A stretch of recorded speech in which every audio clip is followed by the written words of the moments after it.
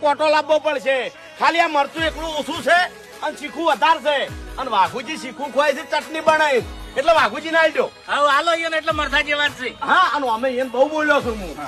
રાખો.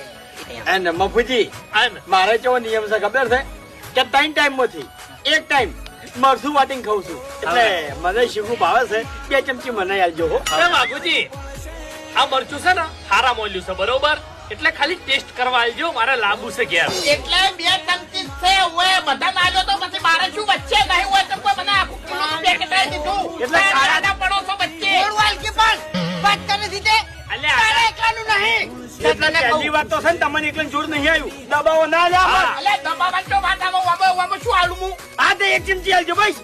એક ચમચી બાકી આલુ તો પડશે તમારથી મોટા છે અને મોનાની વાત કરો હું મોટો નહીં તારથી હું મોટો નહીં હા તે હું મોનાની વાત કરું છું ના ના હવે મરતું યાદ આવે છે હા તે આવે છે યાદ.